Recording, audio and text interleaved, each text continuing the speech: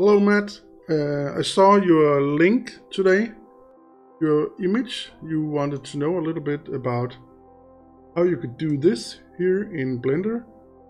As I see it, you have two buckets and you want to fill this with fluid, and then you want the fluid to go through a hole and then land in the bucket below. I sent you two examples if this is correct understood in your link, but I thought I would just give you a short explanation here what I did. So let's pull this out of the way, and as you see here, I have made two simple balls with a hole in, and they're fairly big. It is like this, as I see it in Blender. Fluid can be a bit of pain in the butt, especially if you're working with very small objects.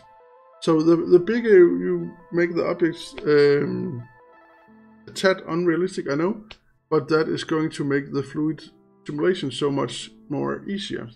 So far that's my experience.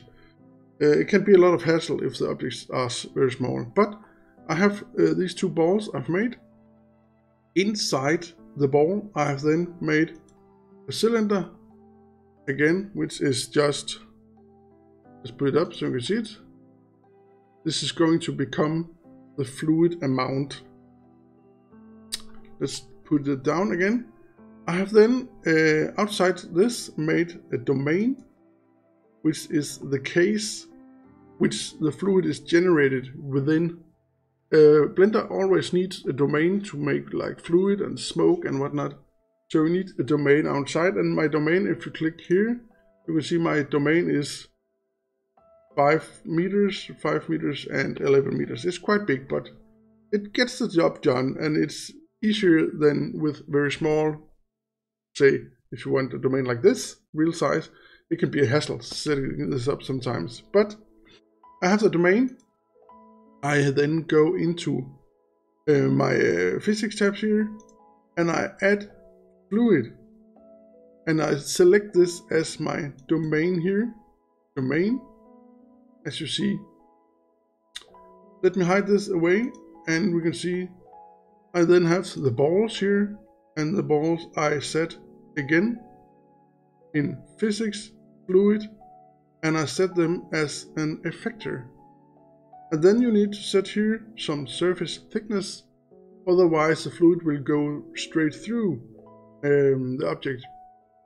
But then you set here, I tested 0.2 and that worked just fine. And then you need to select the inside here, which is going to become the fluid. Set this as fluid again, and remember to set it as liquid. And then one important thing here is you set this to geometry, because what your geometry does is making this object, generating the fluid from this object. So you don't have, like if you select inflow, it will keep pouring fluid, it will keep pouring and keep pouring. But this, if you choose geometry, it's going to be the amount of fluid you got, and that's it. And therefore you can empty the bucket as well. So set this as liquid geometry, and again you need to remember also on your domain, you need to set this as liquid, not smoke or gas. So liquid. And then what I have done is upping my resolution.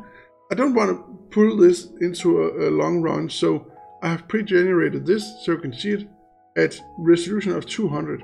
The first two examples you saw was at 120 resolution. And the more you raise the resolution, the more realistic it will get, but it will take a lot of time to calculate. Also, I have raised here my time steps from 2, 6 and 2, which gives the fluid some more precision in the way it interacts with itself.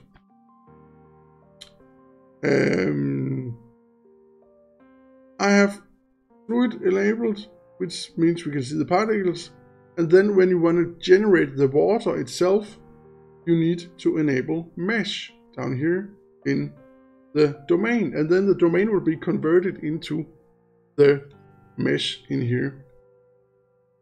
That's about it. Down here in the cache, I have set type to all, and then I have baked data here. Right now you will see free data because I have already baked, so you can see this, but if I click this, it will say bake data and I can bake it again, but then I need to recalculate at 200. I don't want to do that because I want you to see this. So when done, you can then, I have the domain here and I can take this one which generated the fluid and I can hide this. And in the domain, we can then see